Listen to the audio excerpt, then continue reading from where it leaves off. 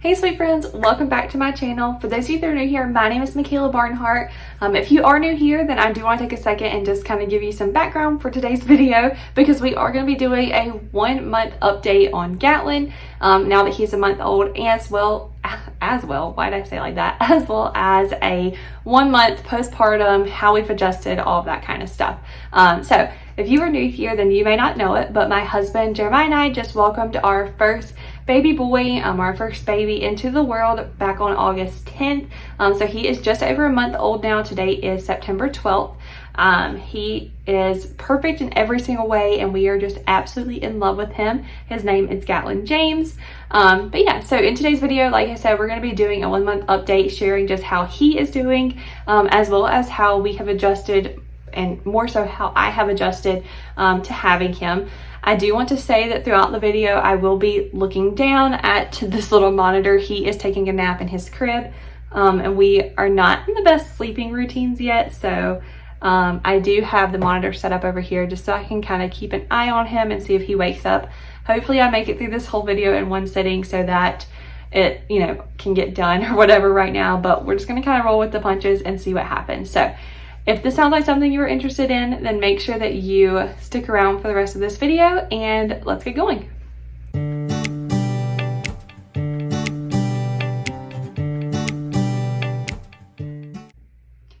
Alright, so I'm going to start off this video with talking about Gatlin and how he is, like how he's doing or whatever now that he is a month old. Like I was saying, he's a little over a month. He was born on August 10th and today is September 12th, so he's a month and 2 days old. But overall, he is doing really well. He has surpassed his birth weight. I forgot what I was going to say there. He's passed his birth weight. He was born at 7 pounds, 13 ounces. And when we recently had him weighed, he was a little over 9 pounds. So we're doing really good in that department. He is a little chunkster. He eats like a champ. We're still working on sleeping. Obviously, we're not in the best, I don't want to say routine, because I don't want to say that we're trying to get on like a very specific routine. I don't want to hold us to that because that just feels like we're going to set up for failure. But he is still struggling to get a lot of sleep, which I will talk about in just a second, kind of what's been going on and why I think that is the way it is. He is starting to move around, so I'm looking down at him. Hopefully he will kind of soothe himself back to sleep. But either way, he is doing really good. Basically, the biggest thing that I wanted to talk about with him was our trip to the emergency department at our local children's hospital, or the children's hospital closest to us, not really local to us, but we did have a trip there, and I have gotten a lot of questions from you guys here on YouTube as well as over on Instagram just about like what's been going on with him and is he okay, like what's the gist. So pretty much I'm going to talk about that for just a second, and then we'll get into kind of more of what's been going on for me and how I've adjusted to having him. So sorry, I felt like I needed to fix the camera. Pretty much at the beginning we tried to breastfeed, which I'll talk about in a second when I talk about myself and my struggles. It ended up not working out, so we switched to formula, but he was on a formula that we could not find. After he was about a week and a half, 2 weeks old, we were able to find enough formula to get us through that point, but we could not find it anywhere closest to us without having to have it shipped in, and that was going to take too long. So we had to switch his formula at about 2 weeks to Similac Advance.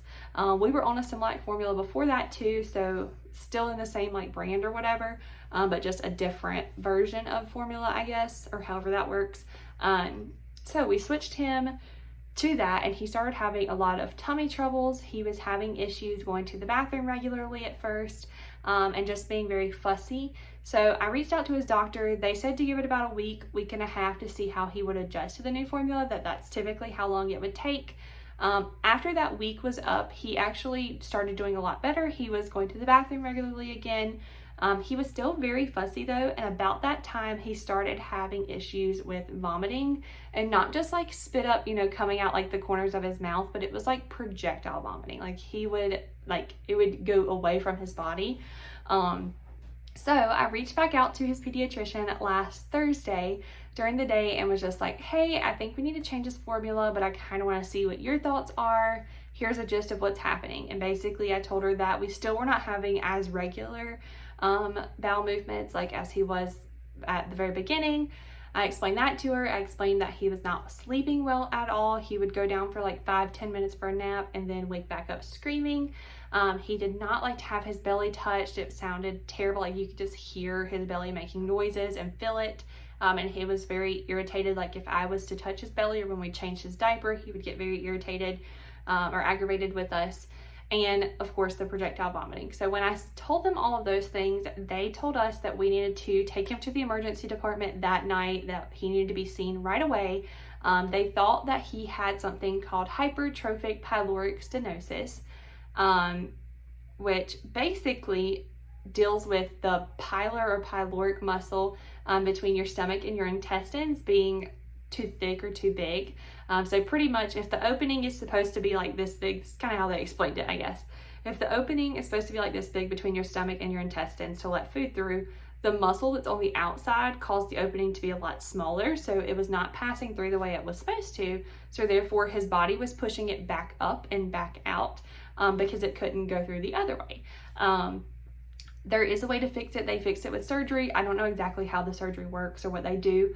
But when we took him in to the emergency department, they did an ultrasound and found that he is borderline needing the surgery. His measurements of that muscle were like right on the edge of being, of him having pyloric stenosis and needing surgery. But because of his age and being that he's not like severely over the line, he's just right on the edge, they wanted to wait and see kind of how his body will adjust as he grows.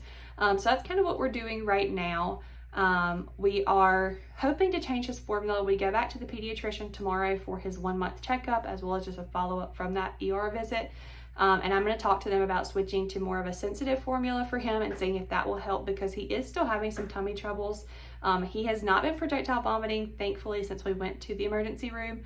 So hopefully, knock on wood, that might be behind us. But I do still think that my mommy intuition is telling me we need to change formula because he is still having some tummy issues and just some tummy upset and not wanting you to mess with him and stuff, and is very fussy a lot. So that's kind of where he is at. Other than that though, he is doing really well. He is perfect in every single way. Like I said at the beginning, we are just absolutely adoring and loving him. And I am enjoying every single second and just feel so blessed to be his mama. So I'm actually gonna go get him and either try to soothe him back to sleep or he will come join us for the rest of this video. But I will be right back and we will start talking about the more interesting and in-depth part of this video, which is how I have adjusted. So stay tuned for that.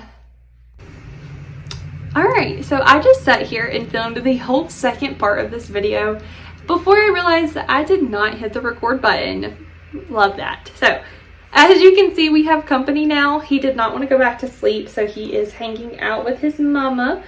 Isn't he just adorable? Look at this little face. Oh my goodness, he's so squishy. I love him. So I'm trying to see if he will kind of soothe and go back to sleep. If he does, then I might pause and go put him down, or we'll just hang out. But either way, we're going to keep moving with the video and see how far we can get before that happens. So basically the next thing I want to talk about, or the only other big part of this video, is how I have adjusted. I'm going to start by talking about kind of my health, because I have had one issue. Goodness, what is that? With some blood pressure problems. And then I will talk about just kind of in general how I have handled it mentally and, just being here at home and that kind of stuff. So basically, I was induced at 37 weeks because I was having some high blood pressure issues. At 35 weeks, my blood pressure started to go up. At my 36-week checkup, it was still high. And so at 37 weeks, that was still very high. So they said, you know what, he's full term. He seems to be at a good birth weight, as far as what they could estimate. So we're going to go ahead and induce you today. So at 37 weeks, we went into the hospital to be induced. Everything there went great. My blood pressure in the hospital was really good, at least from what they told me. So everything seemed to be, good or whatever. Well, when we come home from the hospital, I started having some issues with having, oh my goodness, that was a big yawn. I started having some issues with like having really bad headaches. I was seeing floaters, which are like things that aren't really there. Just kind of those issues. I was having a lot of dizzy spells and just felt like I was going to pass out a lot. So I ended up checking my blood pressure, my mom came over and used her blood pressure monitor thingy to see what it was, and it was super high that day when we come home. That evening, my bottom number was at like 105, I think, and my top number was like in the 190s, I want to say. I might be wrong on that. I don't remember. I can't even remember what normal is right now, but either way, it was super high for what it should have been. So I ended up reaching out to my OB and went back in at about a week old, or when he was about a week old, to see what they wanted to do about my blood pressure, because, you know, I was having those issues. And they ended up putting me on blood pressure medicine. We started with a really low dose. I went back a week later and my blood pressure was still too high, so they upped my dosage. And then when I went in for my 4-week postpartum checkup, to see like how everything was healing and all of that, my blood pressure was actually really good. So we're stopping the dosage I'm on right now, and they want me to stay on the medicine for another 1 to 2 months and then follow up with my primary care physician to see if they can kind of start either backing my dosage down or if I can come off of it completely, and just kind of see how my body will react to that. So that is kind of that. It was very scary though, because I've never had blood pressure problems before, so what I was feeling was very scary. And obviously just coming home with a newborn, I didn't want something to be wrong with me, because I just had so much to worry about with him anyways. So yeah, that was a big adjustment right there at the beginning to deal with, but thankfully my blood pressure is doing really good now.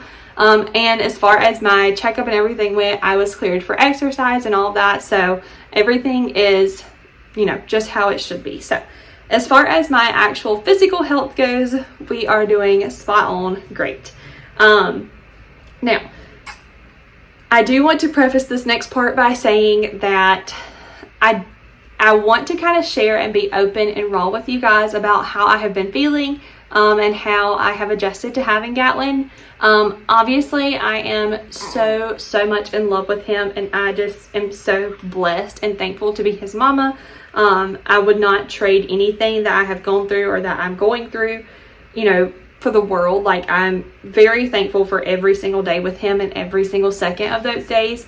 But mentally, this has been a struggle for me. I won't go into too much detail about it, because I feel like that's kind of really opening myself up for a lot of harsh criticism on here. Not that I really care, but maybe in another video I will talk more about the details and stuff. But pretty much this has just been a really big adjustment for me, as it is for, you know, any new parent or any parent in general when you welcome a new baby in, or a new kiddo. So basically at the beginning, you know, I was saying I had those problems with my blood pressure and stuff, so that was a very stressful situation. Obviously we were not getting a lot of sleep, and then when he started having his tummy troubles after we switched his formula, that's when it got really bad for me. I was very frustrated with myself, because I felt like as his mama I should know what to do to fix things, and I didn't know how to help him, especially when he would get really upset and would not sleep at all. That's when I got the most frustrated, and never frustrated with him at all. I'm always frustrated with myself that I don't know how to help him. So I've just been dealing with a lot of emotions like that. Obviously this is a very emotional journey to go on. A lot of like just confusion with my emotions, because I can feel so happy at the same time as being frustrated, because obviously I'm overjoyed to have this little bundle of joy, and to be his mama, like I said.